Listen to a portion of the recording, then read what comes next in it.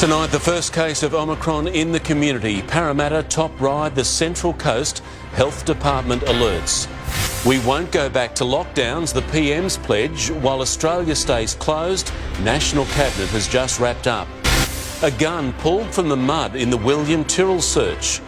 New clues 27 years on, the mystery disappearance of Ravel Balmain, a new twist.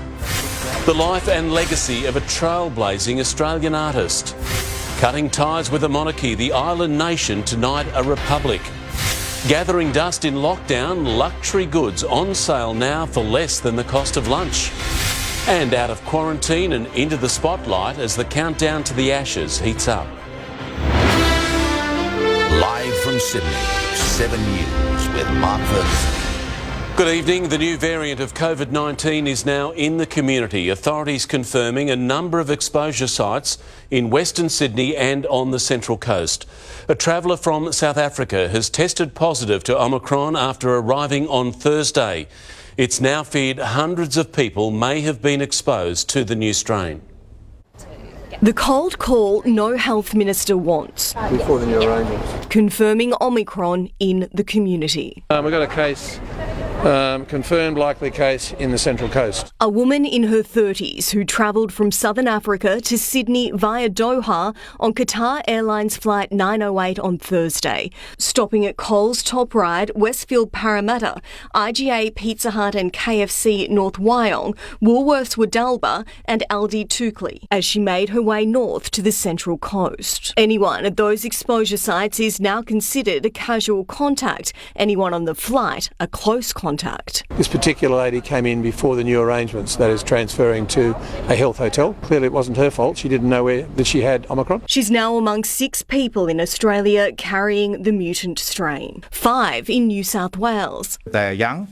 They're doubly vaccinated. This Westmead lab tasked with ascertaining how effective those vaccines are. The Pathology Institute growing a strain of the virus obtained from one of the first 2 Sydney cases. We're taking samples from the people who have this infection and putting it into what we call cell culture to grow up the virus, and then we analyse that over the next few days. The first known cases of the Omicron variant were discovered in South Africa last week. It's now been detected in more than a dozen countries across the world, including Australia, Hong Kong, Israel and parts of Europe. There are also fears it may spread through Africa, where vaccination rates are alarmingly low. Fewer than 1% of the population in Chad has been fully vaccinated against COVID-19. Rates in other African nations, South Sudan, Ethiopia, Sudan and Burkina Faso sit just above 1% double dose, an obvious cause for concern. But with experts yet to determine the severity of this variant and whether it will be as deadly as Delta, only time will tell just how dangerous Omicron will be. Already there are calls for Australia to follow the UK's lead and roll out scheduled booster shots sooner to bolster immunity. Given that antibodies wane so dramatically, ATAGI may decide that a booster might be ideal at 3 or 4 months. But federal authorities warn the move could do more harm than good. Majority of the general population was vaccinated between July and September, with protection predicted to wane early next year. If their booster shots were brought forward, it would see millions of Australians losing immunity as we head into the winter months. When it comes to Omicron, we just don't know whether the vaccines are significantly effective or partially effective, and therefore the place for boosters remains uncertain. And Amelia Brace is here now. Amelia, there's just been some late changes to the rules. Yeah, just in the last half hour mark, the Premier and the Health Minister have announced that in addition to isolating for 72 hours, all overseas arrivals must now return a negative COVID test before leaving isolation and get tested again on day 6 after their arrival. To ensure compliance, penalties will be increased with $5,000 fines for individuals. That's up from $1,000, and the penalty for corporations doubling to $10,000. Mark, these changes come into effect at midnight. Plenty of caution. Amelia, thank you. An urgent National Cabinet meeting has just wrapped up as the new COVID strain puts Australia's reopening plans in doubt. With uncertainty over the international border, it was a race against time for some Australians, worried they could be locked out again. Relieved to be back in the embrace of home, but these Australians arriving from Singapore are facing an unexpected side effect of the new Omicron strain: bureaucratic confusion. We don't have the quarantine, so that we'll just get home, have a shower and freshen up and, get back into the real world. The Duncans, same flight, different story. Just as we were about to head out, they changed the rule, just say that we need to isolate for 3 days when we land. Quarantine for return travellers is now mandatory, but Scott Morrison doesn't want it to go further. We're not going back to lockdowns. None of us want that. But has decided on a 2-week delay to tomorrow's planned reopening to 200,000 foreign workers and students, and travel bubbles with South Korea and Japan. We're doing this out of an abundance of caution. We haven't taken a step back with this deferral. Not stepping back, but marking time, waiting for more reliable data on the new strain. A delay hotels, restaurants and bars worry will leave them without foreign workers as Christmas festivities fire up. The hospitality industry is in a once-in-a-lifetime workforce shortage with nearly 100,000 open jobs. And for international students not able to return, it means more late nights. Online studies are not working for a lot of people. They are waking up in the middle of the night to attending a tutorial. It's simply not working. There are fewer than 200 Omicron cases worldwide, though the South African Health Minister is cautious. We know that as the infections rise, people will get sick, some will get severe, especially those who have not been vaccinated. The World Health Organization says the global risk posed by the new variant is very high. Although many of us might think we're done with COVID-19, it's not done with us. 30 mutations have been detected in the latest strain, but most of those infected so far are young and vaccinated. And have very mild or in fact no disease. Whilst it's an emerging variant, it's a manageable variant. The US President has a similar message. This variant is a cause for concern, not a cause for panic. That's the message Scott Morrison gave the premiers at an emergency meeting of National Cabinet today, while imposing partial restrictions on the national border, wanting to keep state borders open. We are going to keep moving forward into Christmas and into 2022, and we're going to open safely and we're going to stay safely open. New South Wales and Victoria largely on board, but WA has shut its border to South Australia. It turns out that borders and measures to keep people out who might be infected work. And Queensland Premier Anastasia Palaszczuk says she's very worried. The fact that countries have closed their borders indicates to me it is far more serious than Delta. Fearing another Delta dawning. And let's go to Mark Riley in Canberra now. Mark, you have more details about that National Cabinet meeting. Yes, Mark, it just broke up a few moments ago, and I'm told the strong message from Scott Morrison was that the information as it stands doesn't require any changes to the current quarantine regime and no further restrictions at this stage. Now, Chief Medical Officer Paul Kelly also advised the premiers on the latest health information about the outbreak. Sources tell me he relayed what's known, what isn't known, and then filled in the gaps with what he suspects, including that the current vaccines will be effective against this strain. There was a broad acceptance among the premiers that the pause over the next 2 weeks should be used to compile as much data as possible on this variant before any further decisions are made. But as we've seen many times before, the states will and often do make their own decisions. Mark Riley in Canberra, thank you. A damning report into the culture at Parliament House has exposed a workplace where bullying and sexual harassment have been normalised. The review, prompted by the Brittany Higgins rape allegations, found a third of people working in federal parliament have been sexually harassed, but most don't report it. Brittany Higgins' decision to speak up ignited a movement which shook even the highest levels of government. I do thank her for standing up and speaking up. Her allegation that she'd been raped by a Liberal colleague in Parliament House sparked a review of the workplace culture in Canberra. An investigation by Sex Discrimination Commissioner Kate Jenkins, which lifted the lid on years of appalling behaviour. It found a third of the staff currently working at Parliament have been sexually harassed. 37% have been bullied. 1% had experienced actual or attempted sexual assault. But only 1 in 10 victims of sexual harassment reported it. We heard that people are often punished for reporting misconduct, while others are protected, rewarded, or even promoted for engaging in misconduct. A culture fostered by a lack of leadership and a misuse of power.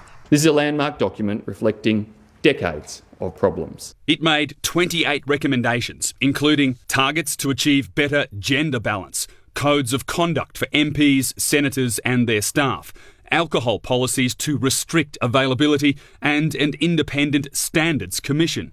Recommendations Brittany Higgins hopes all sides of politics not only commit to, but implement in full. But if today's antics in the Senate are any indication, there is a long road ahead, with an unknown coalition backbencher accused of growling like a dog at Jackie Lambie while she asked a question. I mean, really? Growling, Mr. President. And if we are going to change culture from the top, that means all of us. Rob Scott, 7 News. Detectives searching for the remains of William Tyrrell have unearthed a small gun. Let's go live to Leonie Ryan at the Sydney Police Centre. Leonie, this is yet another bizarre twist. Mark, dozens of officers spent day 16 of the search going through rugged bushland less than a kilometre away from where William was last seen, finding a replica gun. Now, they were scouring the sides of Battar Creek Road at Kendall when they came across the pistol this afternoon. Brings to 31 the number of items which have been found, bagged and sent away for further examination. It was initially thought the search would last up to 3 weeks, but that now has been extended as officers are hampered by wet weather, sifting through 15 tonnes of soil. Now, they don't believe this gun is linked to the investigation, but they will send it off for further testing to rule it out. Mark? OK, Leonie Ryan at Surrey Hills, thank you. It's now been more than 27 years since Ravel Balmain went missing, presumed murdered. The 22-year-old model was working as an escort when she vanished. This morning, police launched a renewed search, hopeful of cracking one of Sydney's most enduring murder mysteries. Ravel Balmain was young and beautiful. But the model and escort was murdered in 1994. Her body never found, only her shoes and diary at Kingsford. Would you mind if I put this poster up? Her parents died not knowing what happened to her. Ring the police and give us a Christmas. Now, 27 Christmases later, police have begun a new search. Technology's advanced much in the last 27 years. Looking for remnants of DNA or blood in a room of the former Swiss Grand Hotel at Bondi and inside units at Potts Point and Bellevue Hill. No one has ever been charged, but a $1 million reward is still on offer. Gavin Seymour was with her that night, and investigators have now also identified this man following a tip-off. We're trying to identify his location and his associates' locations on the night of the 5th of November 1994. After so long, the question is, can police find anything of value? Well, with advancements in technology, they say yes, but they'll also be relying on information from people who've been harbouring a secret for decades. Hopeful that after failing Ravel's parents, they can get answers for her sister. It's been a long time coming, but I am grateful, very grateful. Andrew Denny, 7 News. Police have found human remains in the search for 2 campers missing in Victoria's high country. Carol Clay and Russell Hill disappeared in March last year on a camping trip in remote bushland. Specialist police have been searching a site northwest of Dargo following the arrest of a man last week. The 55-year-old has been charged with the couple's murder. The remains are yet to be formally identified. It's one of the most anticipated trials of the year, threatening to expose the sordid secrets of the very rich and famous. Former socialite Ghislaine Maxwell is charged with sex trafficking, accused of luring young women for her then boyfriend Jeffrey Epstein. The couple labelled partners in crime as the case began today. Was she Jeffrey Epstein's partner in crime or a scapegoat? The 2 conflicting portraits of Ghislaine Maxwell presented to jurors in a Manhattan courtroom. How's Ghislaine feeling? With Maxwell's supporters watching on, Have you spoken to your sister at all? the British socialite was accused of operating a pyramid scheme of abuse with Epstein, lulling young girls into a false sense of security, some as young as 14. The 4 women in this case will testify against Maxwell, including Annie Farmer. Maxwell was a really important part of the grooming process, and they worked together as a team. For other women who accused Epstein of sexually abusing them, this may be the closest they get to a day in court. You know, to my clients, Ghislaine Maxwell was the all-powerful monster. The idea that she's even on trial is just surreal to them. The first witness to take the stand today was a pilot who worked for Epstein for almost 30 years. The prosecution plans to call several staff members who they say worked under a culture of silence. Lawrence Paul Visosky Jr. was at the controls of the plane known as the Lolita Express. Flight logs likely to reveal the secrets of just who else was on board. Even in death, Epstein, his conduct, his crimes loom over this trial. And for that, Maxwell's lawyers say she's being unfairly punished. Ever since Eve was accused of tempting Adam with the apple, her lawyer told the court, women have been blamed for the bad behaviour of men. The 59-year-old has pleaded not guilty to all 6 sex trafficking charges. In New York, Ashley Mullaney, 7 News. The Queen's realm is a bit smaller tonight. Prince Charles watched on as Barbados removed Her Majesty as head of state, replaced by its first president. One of the new republic's first moves, naming singer Rihanna a national hero. On this tiny island nation, a celebration at midnight for a new dawn. Prince Charles, a guest for the moment another country slipped away from the British monarchy. The royal standard was lowered on Barbadian soil for the final time. Declare Barbados a parliamentary republic. The Queen replaced by a Barbadian head of state. I will be faithful and bear true allegiance to Barbados. Charles was born to be King of Barbados. Instead, centuries of shameful history here have caught up with the crown, a past the Prince of Wales couldn't ignore. The appalling atrocity of slavery, which forever stains our history. The people of this island forged their path with extraordinary fortitude. Now, this nation of nearly 300,000 says it's taking a confident step forward. One of its first decisions crowning singer Rihanna as a national hero. May you continue to shine like a diamond. Just 15 nations retain the Queen as head of state. Could Australia be next to fall? The third decade of the 21st century, it has to be time. Yes, we are next. In a written message, the Queen says she takes great satisfaction in knowing Barbados will remain part of the Commonwealth, but Her Majesty's reign is slightly more diminished tonight. Another bastion of a once mighty empire cutting ties with a 1,000-year-old institution. A proud nation, now a republic. In Bridgetown, Barbados, Hugh Whitfeld, 7 News. Acclaimed Indigenous actor David Dalatingu has died at the age of 68. He rose to fame under another name, but in accordance with custom and his family's wishes, Dalatingu is the one we use tonight. And a warning to Indigenous viewers, this story contains images and the voice of a deceased person.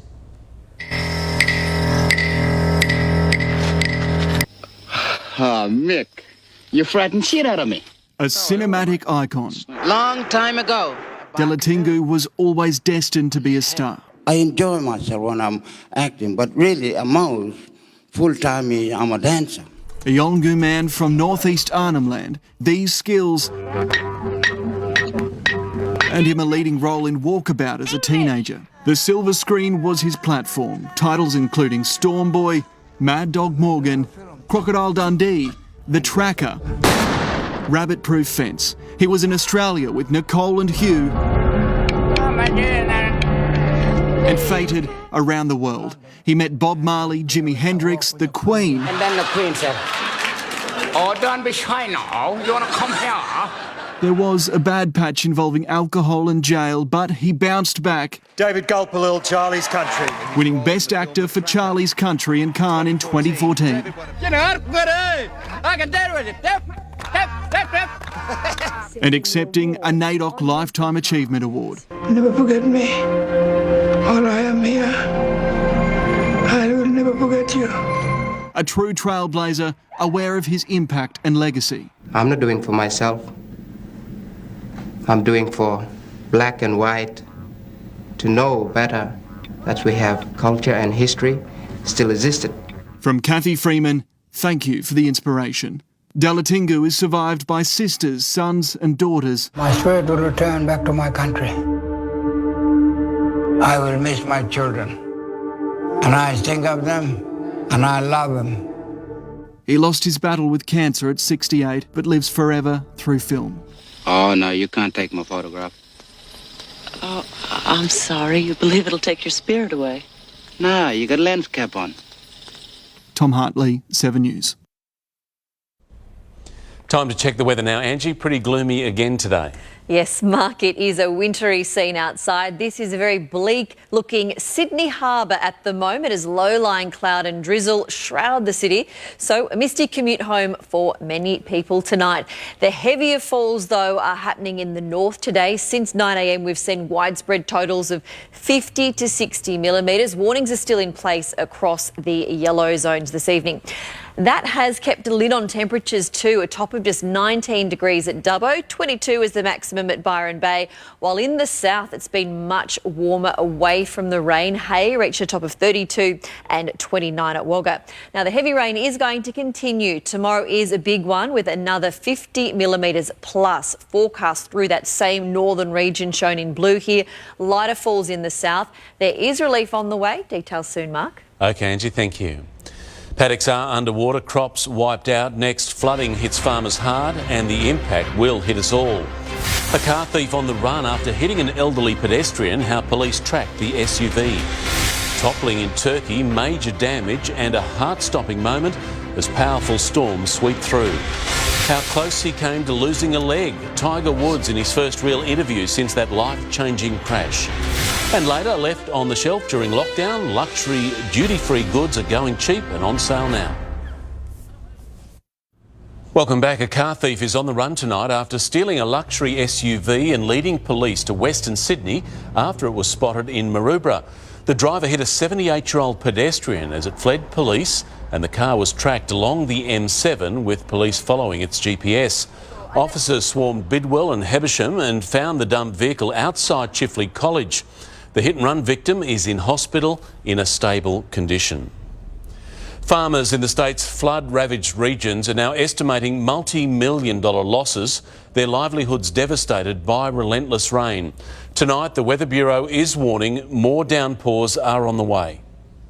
Looking out over 800 hectares of flooded farmland, Errol Darley is dealing with a $400,000 loss. And to be so close to harvest and then get wiped out, it's just sort of devastating. Farming wheat, canola, fava beans and cotton, he's worked this land for 35 years. The canola and the wheat's all been very severely damaged. The floodwaters forcing Wal Hobden to walk 28 head of cattle out of his property to higher ground. It's not ideal, but anyway, it's just what it is. Water is now flowing out of Gunnedah and moving towards Narrabri. It's travelling fast but receding. Crate after crate of milk and dozens of packets of flour 750 kilos, wasn't it? packed onto a small boat and shipped across to Weewaw. No one can get in, no one can get out. Which could be cut off until the weekend. Take about 50 crates of milk and whatnot into town, and flour for the bakery. All our catchments are full. There's not a dry gully or dam in the area. 750 gigalitres of water has flowed into the Namoy from creeks and tributaries.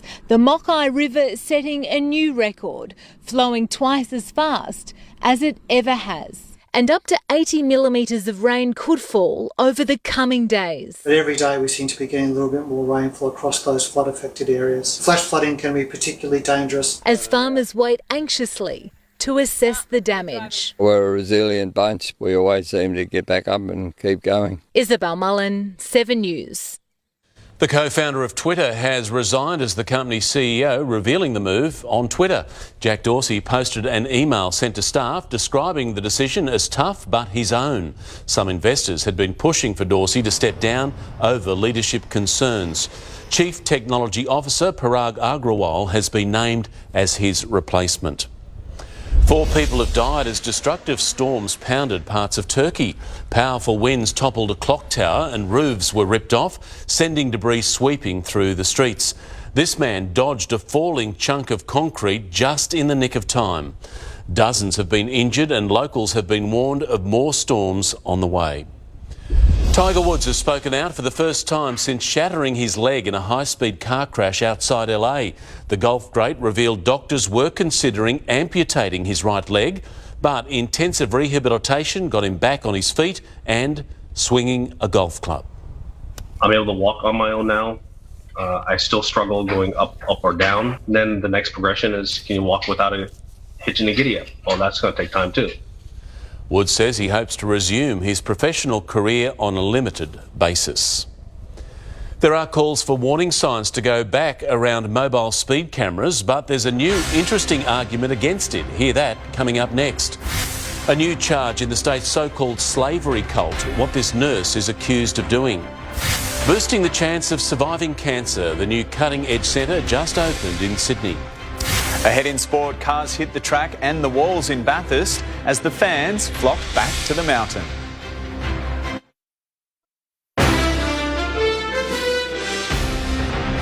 Welcome back. A former roads minister has joined a growing chorus calling for the return of roadside signs to warn drivers of mobile speed cameras.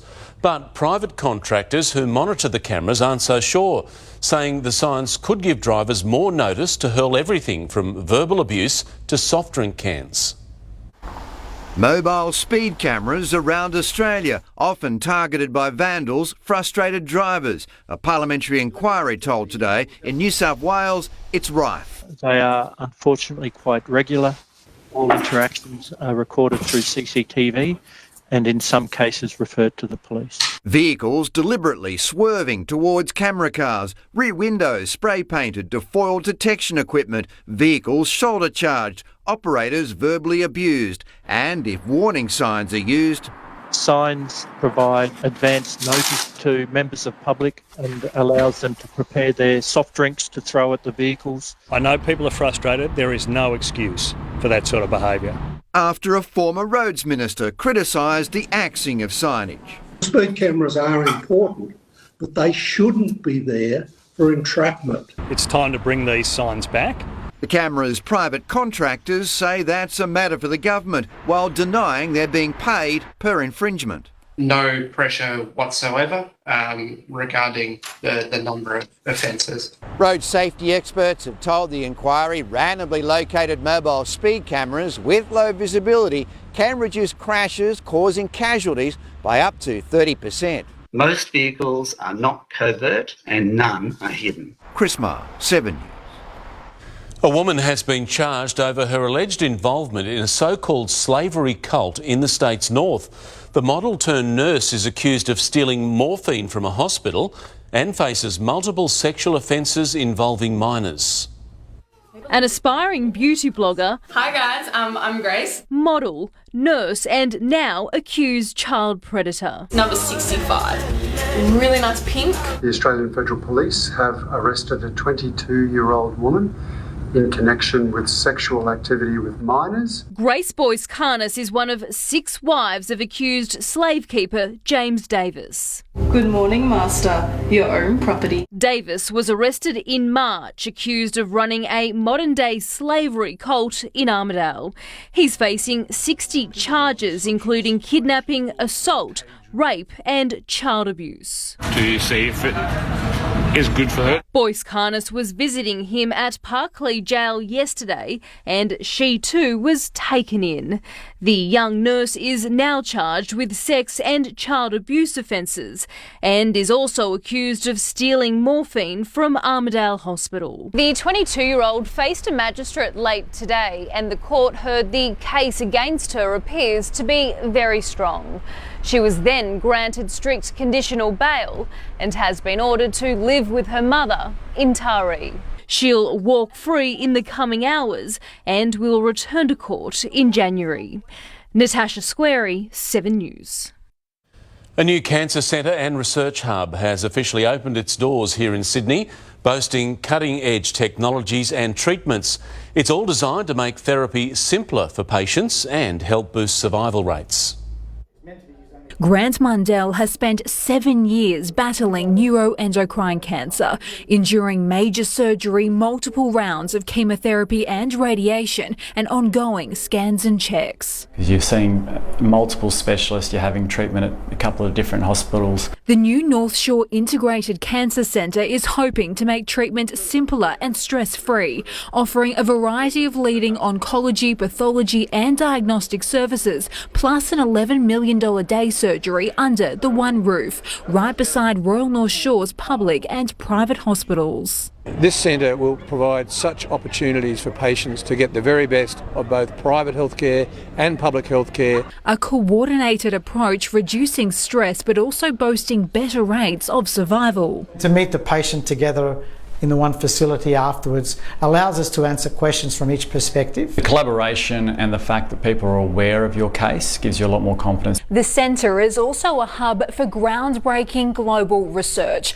offering patients the latest in treatments and technologies, plus increased access to leading clinical trials. We can certainly deliver the best treatment and hope that we do get the best outcome.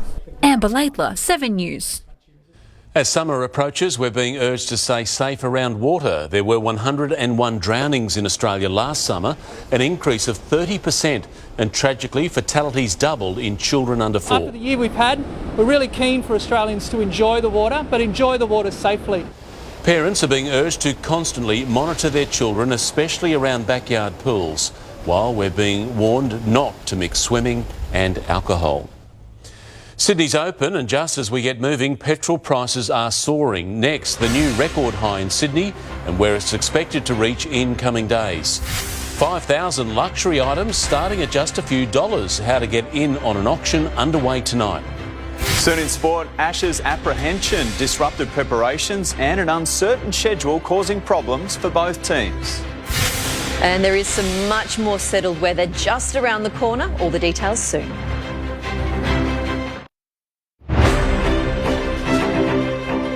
To finance now, and the ASX 200 closed 16 points higher today. Airline and travel companies among the day's best performers.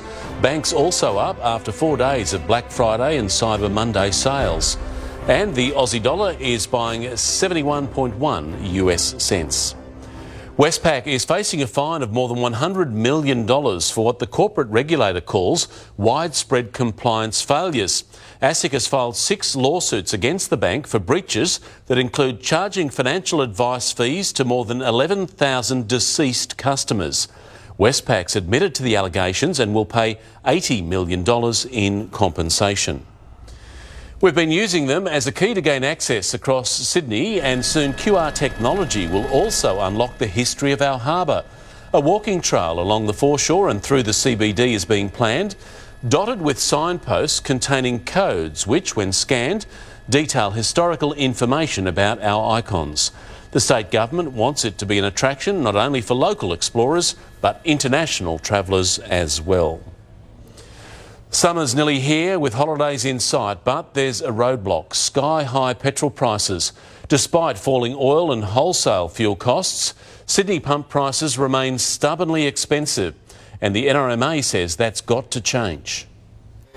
Prices should be heading down, but there's a high price to pay for those who don't look around. Everywhere I've noticed it's been pretty high, but to be honest, if it's too high, I just keep driving. Yeah, as an Uber driver, it's tough because the prices have gone through the roof in the last 6 months. On New Canterbury Road, Lewisham, you can fill up for under $1.50 a litre, but in nearby Crystal Street, the same petrol is 40 cents more at $1.89. So what we want to see is at the bottom of the next cycle, prices fall on average to around about $1.50. Here's the price of Singapore Mogas, our international benchmark, down 15% in 5 weeks. Sydney's terminal gate price, what the surveys pay, is also going down, currently about $1.47 a litre. But the average unleaded pump price after an initial fall is back up to around $1.67, a whopping 20-cent difference. All the dollars it was hoped would be going into local economies, particularly with school holidays right around the corner. But it seems now the first to benefit will be the big oil companies. We want to see the oil price falls passed on to the consumer, and it needs to happen before Christmas. Evan Baden, 7 News. Perfume, luxury watches and fine wine, the duty-free products sitting on shelves through lockdown and now up for grabs. As little as $10 to bid, and it's underway tonight. Don't miss that story soon on 7 News. But now Matt is here with sport, and Matt, England fans can breathe a little easier tonight. That's right, Fergo. Some very welcome news on one of their biggest stars. Now it's the rain causing all the headaches ahead of the first test. Details next. Plus, contract denied. Souths recruit Anthony Milford's playing future hangs in the balance. And order restored. Fans reclaim the mountain ahead of the big race. Welcome back. Barely a week away from the Ashes opener, the headaches are mounting for Australia, England and administrators. Rain is severely hampering both sides' preparations, and a revised schedule is on the cards, with Perth now unlikely to host the 5th test. The umbrella sponsors are getting plenty of bang for their buck. Come back. It's the only place to bank with. Queensland's big wet is making it hard to be Ashes ready. I'm sure if we're not getting the practice in, England aren't either. Pretty bleak, to be honest. Could be November in England as opposed to November in Brisbane. Day one of England's intra-squad practice game was washed out today. Australia's has been cancelled, but at least the squad is finally together. Bit of a smile, yeah, that's it. Our World Cup stars out of quarantine and slipping seamlessly into promotional mode. Really exciting to see the guys after this. I think we've got a team meeting tonight and just to get together. Both sides are excited for the cricket to start and for the off-field distractions to sort of hopefully move into the background. None more so than Joe Root, who's still being interrogated about the racism scandal engulfing his county side, Yorkshire. It's not an easy subject. It's very uncomfortable. It's horrible to hear some of the stories. Ben Stokes is back training after copping a blow to the forearm in the nets. To see Ben get hit like that was obviously a scary. We all know how crucial he is. Perth's Optus Stadium appears highly unlikely to host the 5th test due to strict quarantine requirements. That has to apply to all the broadcast staff, the cricket staff. They can't just bring wives and girlfriends with them. Nick Markham, 7 News. Trevor Bayliss is the last man to coach England to an Ashes series win in 2015. Now he's about to embark on a new journey in charge of Sydney Thunder. This time of the year, the Big Bash is always very much anticipated, not just by the players, but the fans as well. The Thunder begin their Big Bash campaign against Brisbane Heat in Canberra on Monday night. Reigning champions, the Sydney Sixers, playing the Melbourne Stars live on 7 on Sunday night. Roosters recruit Brandon Smith has apologised for an explosive interview where he revealed the Storm has a heavy drinking culture. Melbourne officials strongly rejected the comments. In a statement today, the NRL Integrity Unit is investigating. We need to be professional about the way we conduct ourselves, all of us, inside the game, and so it is disappointing that we're talking about it, but I'll have to have a close look at the facts and determine whether or not any rules have been broken. Souths recruit Anthony Milford's playing future is in doubt. The NRL is refusing to register his new contract until his domestic violence case is resolved. Sydney FC can lay claim to being the #1 sporting team in Australasia. The Sky Blues are ranked as the top men's and women's teams in an analysis conducted by Gainline Analytics, a company run by former Wallaby Ben Darwin. Teams are ranked by their consistency over a 5-year period. It's a real honour to be obviously part of this club and obviously to be coach of the club. We've got some exciting things coming up the next couple of years, especially in the women's space with the World Cup. The Sydney FC men replaced Melbourne Storm in top spot. A 10-category, 6-day feast of motorsport roared to life at Bathurst today, but so far it's just background noise to the reunions happening across Mount Panorama. Ruined by COVID last year, the diehards have returned for this great Australian tradition. A Tuesday morning wake-up call.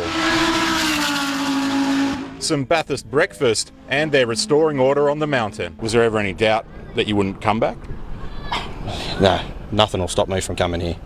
Not a chance. COVID cleared the campsites last year. I'd come back every time. All I've got to do is get a leave pass. From premiers and home. When did you first? Like pretty much since you were a kid? I was 5 years old. We had to come before 5 because we had to get our own breakfast. Every single time you come up here, spend a couple of hours meeting and speaking to people, you discover all kinds of unique Aussie ingenuity.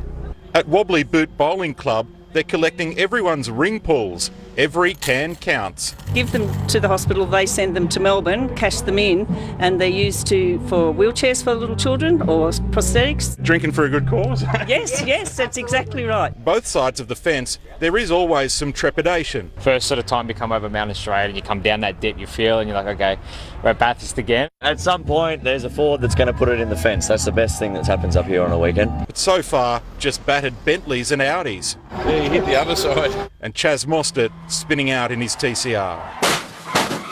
Sights, sounds and smells you get nowhere else. No better place in the world. Despite the warning signs. Matt Carmichael, 7 News. It is a brilliant weekend. You can watch it all here on 7, and some fans there, Fergo, making up for lost time this weekend, I reckon. Yeah, beware the Bathurst breakfast, Trevor. Online bargain hunters have been spending billions during pre-Christmas sales, and tonight there are new deals. Leftover duty-free stock sitting on shelves in our almost empty airports up for auction, with bids on luxury goods starting at just $10. Shelves stacked, stories high, a bumper haul of grounded airport stock. Former duty-free items up for auction, everything from perfume to watches to wine. We've got about 5,000 items going under the hammer, no reserve, all starting from $10. And where they end up is up to the bidders. The most expensive items this drop bottled in 1945. Chateau Mouton Rothschild. Usually selling for a cool $50,000, expected to go for much less.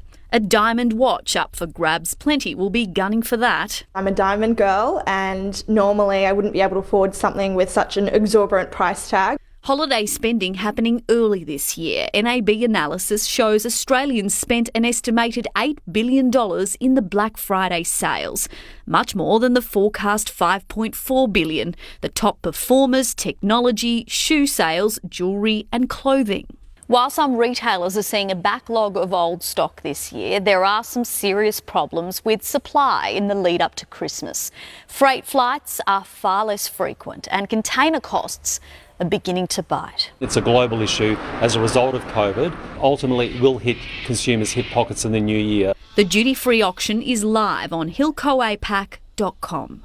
Serena Andaloro, 7 News. Now Angie's back with the forecast. Angie, more wet weather tomorrow. Mark, tomorrow is a big day in the States. North showers for Sydney too, but Thursday should bring an improvement. Details next. Tonight's 7 News headlines: health alerts in Parramatta, Top Ryde and the Central Coast after the first of the Omicron strain in the community. A damning report into the culture at Parliament House exposes bullying and widespread sexual harassment.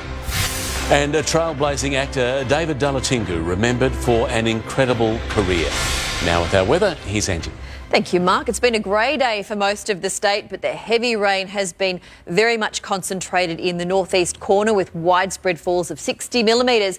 Back in the CBD, nothing much more than some drizzle as far as wet weather. We reached a top of 23.3 degrees this afternoon following a pretty balmy night at 18.1. Around the suburbs, we haven't seen more than a millimetre today. Temperatures weren't as cool with those longer settled breaks. Penrith and Camden reached 24 degrees. 23 was a top at Manly and 22 for Bankstown. The current satellite image shows one key warning area in yellow now, and that covers severe storms which have produced 50 millimetres of rain in 2 hours and 100 km/h winds. Tomorrow, the surface trough responsible will continue driving rain in those parts, but that should be the worst of it, with better conditions following on Thursday. Around the nation, Brisbane still being impacted by that system with another 30 millimetres forecast. At Canberra, a few showers and a storm. Melbourne, a possible afternoon shower. Some afternoon showers for Hobart as well. Adelaide, a very different scene. Fine, sunny, 29 degrees. Back home, showers cover most of the state with the exception of the far northwest. The heavy falls are again centred over the north, so around 50 millimetres for Byron, 70 at Port Macquarie, closer to 20 around Newcastle, then becoming lighter the further south we go. So lighter falls for Sydney too, 5 to 10 millimetres across the metro region, a top of 21 degrees expected at Bondi, 26 forecast for Penrith. On the water, northeasterly winds will run at 10 to 15 knots on a southeasterly swell, staying below a metre. Back in the city, it'll be a warm, humid night. 19's the forecast low, followed by a top of 25 with a few showers for the first official day of summer. To the week ahead, Thursday does bring a welcome change. It'll be fine and warm, 25 in the city, 29 in our west. Partly cloudy again on Friday, 26 in the city with our west to reach 30. Then just a couple of light showers developing from the weekend onwards. Some clear breaks not too far away, Mark. Looking forward to that, Angie. Thank you. That is 7 News for this Tuesday. We'll have updates for you throughout the evening. I'm Mark Ferguson from all the team. I hope you have a great night.